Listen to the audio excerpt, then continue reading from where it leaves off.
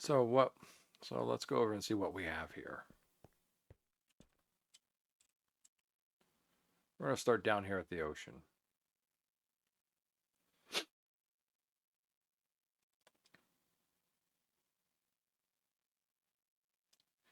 So this is the basic idea. So this would be where the ships could come and dock.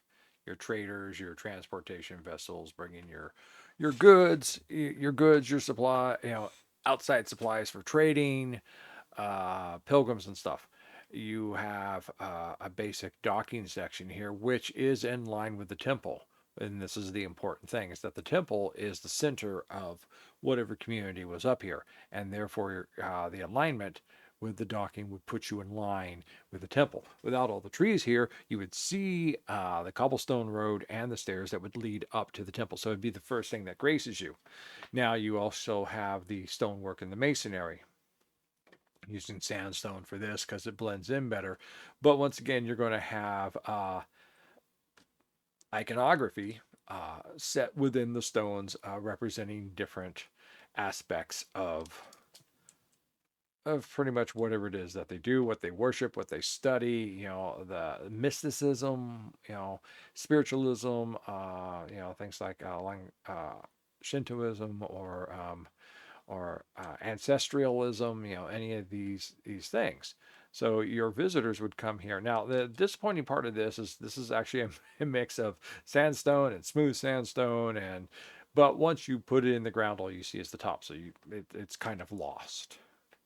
But you would have yourself your first pathway here in sand, in the sandstone, because this is part of the natural thing. And then what you have here immediately to either side is you have your first minor shrines, minor points of worship, or minor points of contemplation. You have uh, the grimming face of destruction, the faces of death, and the all watching, unblinking eye. Uh, you know, so to speak.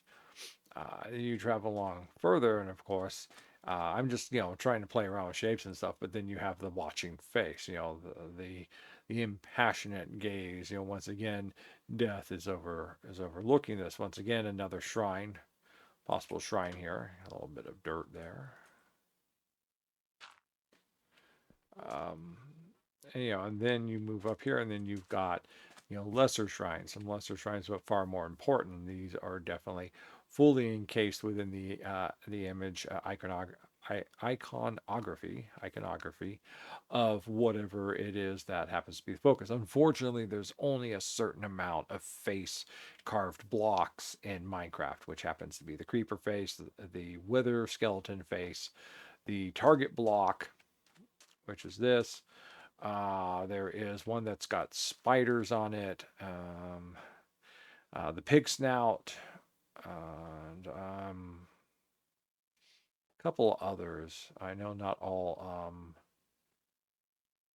on the Blackstone, pig snout on the Blackstone, so there wasn't really a lot to choose from.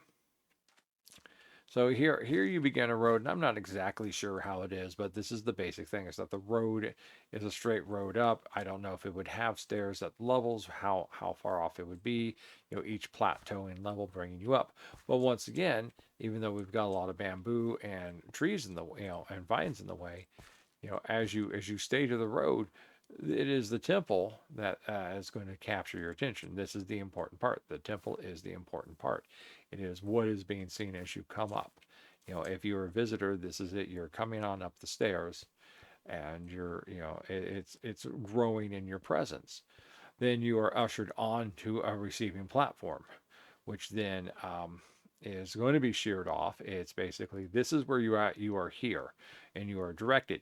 You have these points of contemplation of these fish, but what you find that you have in here are pufferfish, very deadly.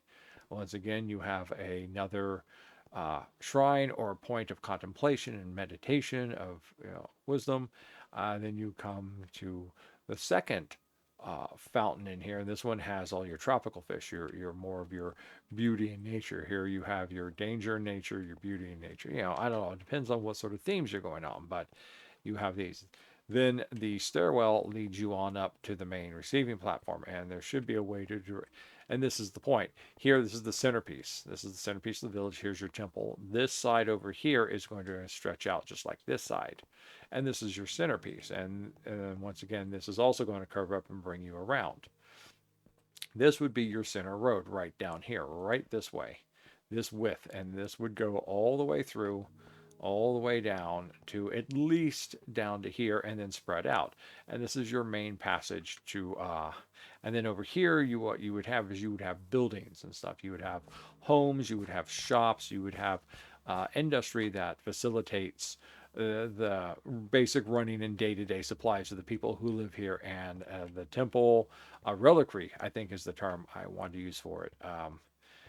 Actually, it's more of a reliquary than I would say a temple or a tomb, one or the other. So, and then once again, you'd have the rest of this platform, which would be, in its own way, kind of, this is the point of Central. This is the focus. This is where you want to be, and then you go on out, into the rest of the village. And who knows how far this goes off. Once again, we've got another piece of landscape that goes up and then dips back down again. So possibly this could be pushed even further back into much area. It all depends on how much area I really need. Clearing this out. This is obviously probably going to be cleared down and lowered some more, because it's just kind of weird to have these sheared walls here. It doesn't fit well with the flow of the land. This should be a much gentler slope. Then it can go up. It can go back and up if it needs to. But this should be a rising slope that cascades up and away until this is all cleared off and buildings can be built. But that is the basic idea for this. The last thing, of course, is my tree. This is what I'm probably going to do with the trees. For the modern thing, I don't know if they would have had them back then, but here it is. It's a combination of jungle and mangrove with water inside and lichen and vines. So I think this is pretty good. Anyhow, that's it for now, and I've got company coming home. So ta-ta.